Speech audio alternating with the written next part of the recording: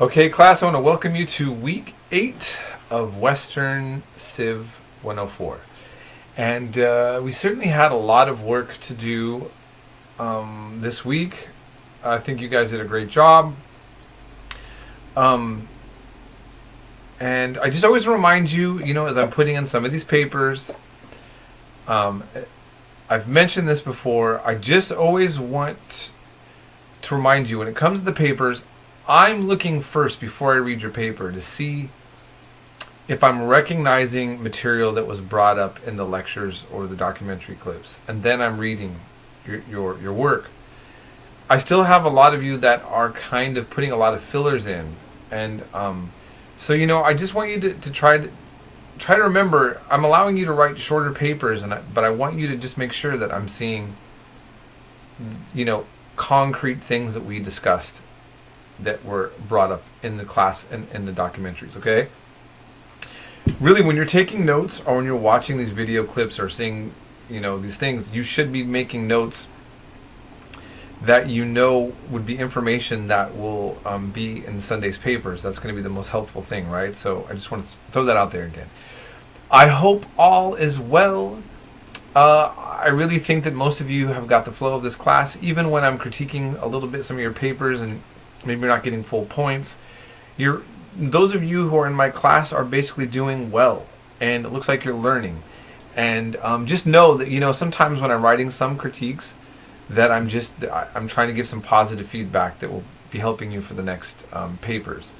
I also always want to remind you guys that I do grade a little bit different, but sometimes I feel like, because I'm a little bit more relaxed about what do I expect in grade, I don't want you to then think that that's something that, each professor has their own kind of style. Now, these papers, I don't demand a lot of academic kind of style in it. Some of you are doing that already, but I want to just, I'm going to start telling you more and more, if you get too informal and you kind of talk like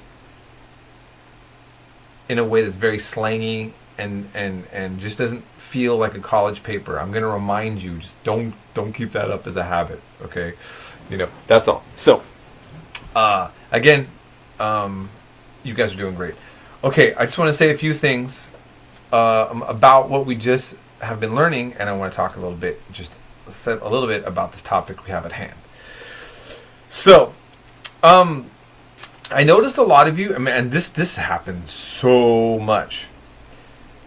I see a lot of people in the discussions and sometimes the notes talking about Catholicism, being Catholic, or Christian, as opposed to and Christian. So look, let me just clarify. To be Catholic, Catholicism is Christian. It is Christianity. It is basically the foundation of Western Christianity, period.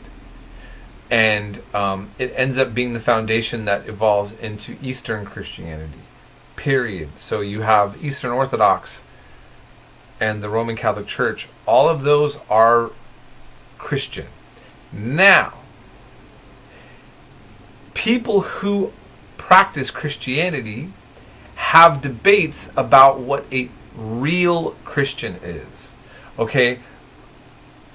Do certain people practice things that are basically approved by God? Okay. Now, that's not what I don't go over that in this class, right? This is not what we discuss in this class. This is a history class, not a theology class. So I guess I want to remind you people, like all of you people, all of my students, this. It's like somebody says, "Oh my gosh, I've been to New York. I had a New York water bagel. It's a particular type of bagel. That is so amazing. And I come here to California, and I have these places that even claim that they're doing it New York bagel style. That's not a bagel. That thing I had in Stockton is not a bagel." No, it's a bagel. It's what you're saying is, it's not authentic. It's not the way that you deem a bagel should taste. You've had a bagel a certain way, and you feel that this bagel you have is a distortion, a misrepresentation of a real bagel. Okay, Now, so again, I return back to the issue of Christianity, as we've learned about it through historical developments. As we saw with all of the conflicts over the nature of Jesus, Christians, as well as almost every other religious system in the world, has a debate who really has the true form of it. And so I just kind of want to remind all of you of that. So the word Catholic in Latin means universal, and it implies the idea of the universal Church of Christ. That's the implication of it.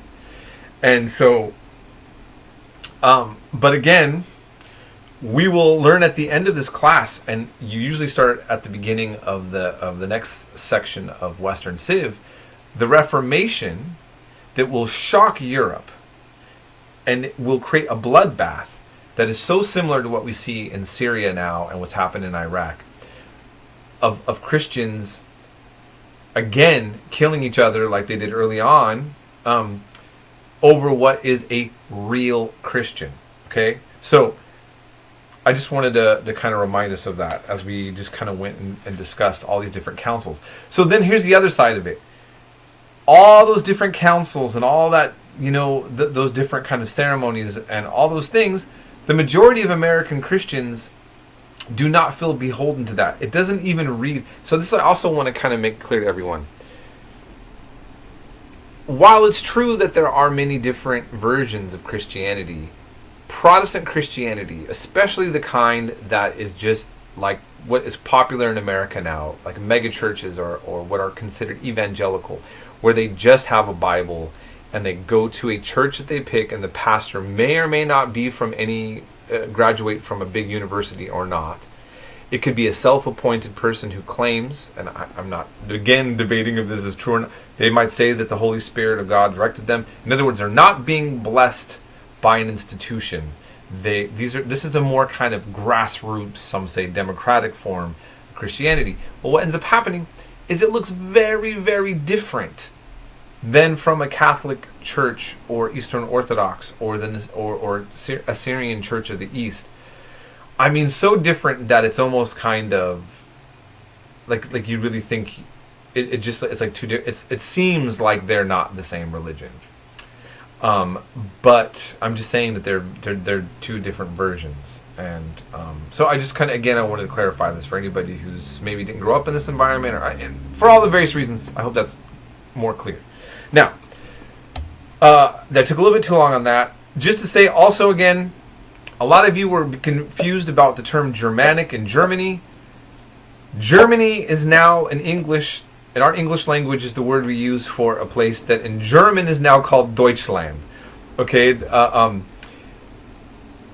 but there are different tribal groups and different languages that all have Germanic roots.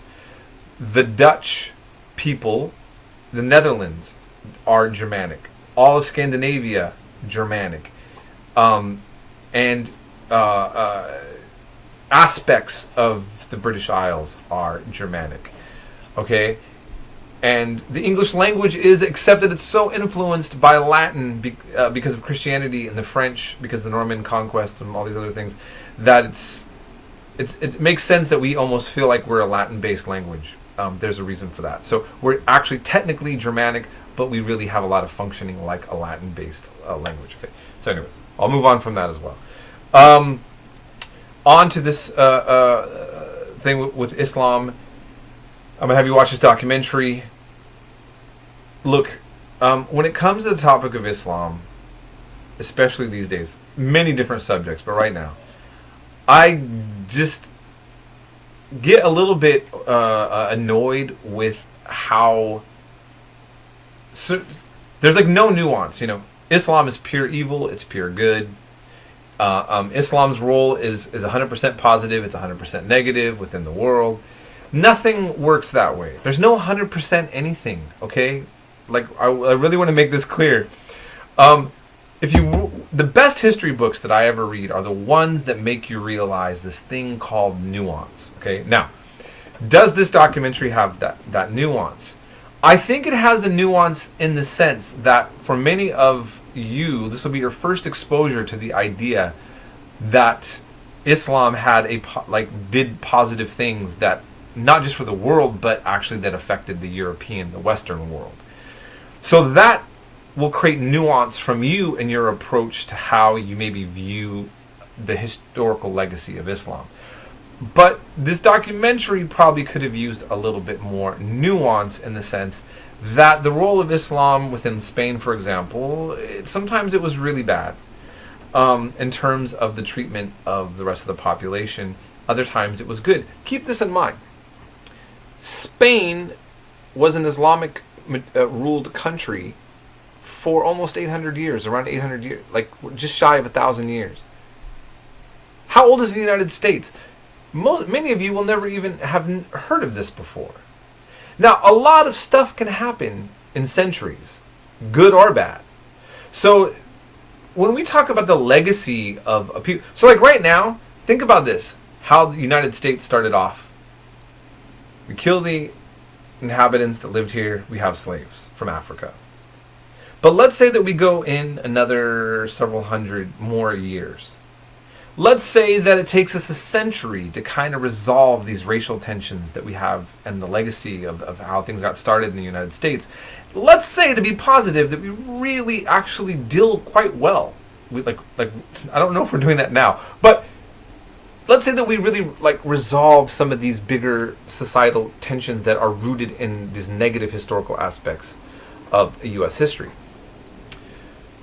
Well, the way that we perceive ourselves as Americans and the way that that the world perceives us will probably be very different. What if it gets worse? There's a lot of what ifs. We can take this narrative and go over and over. A lot can happen in several more centuries that can reinforce certain ideas, or it can downplay certain things that seem so important or significant to us now, right? So I hope you get what I'm saying on that. So ultimately, I think this is a good documentary. But again, it's also trying to promote a positive side of things. And I think because you're getting mainly negative exposure, that's a good thing. Again, create nuance. But I look in some of the YouTube comments and I see some of the, people who have more knowledge about these things, and they're like, this is a propaganda film. No, it's not propaganda, but, again, it's focusing more on the positive. Okay, now, let me see here. Basically, okay, I'm going to have to end here. The topic of Islam is an interesting subject, and you're just getting a taste of it, also in context to Western civilization. I've had a little bit of revisions in my mind over the last year about some aspects of Islamic history. And I don't really have time to go into that. But if you are a person who is really interested in the topic of the history of Islam, and you're curious about some of the things that I've been kind of rethinking that are not necessarily in my lectures, feel free to call me on that. I guess I can just quickly say this. I've just kind of realized that a lot of written sources about the origins of Islamic history, and I'm not talking about the actual Quran, I'm not making a discussion even about the actual religious beliefs per se, but the stories that we have about the early centuries of the development of Islam actually come later in history from the time that they were written about. And so I have started to wonder about some of the sources that deal with that part of the world over this topic, and maybe we have some things a little bit skewed. I'm not even necessarily saying in a positive or negative light, just maybe it's not as clear as some of the things that I discuss in there. So that's just my little caveat to the presentation. In any case, I hope you enjoy this. I'm also going to give a video at another time on dealing with Jesus' role in Islam, and I'll just post that.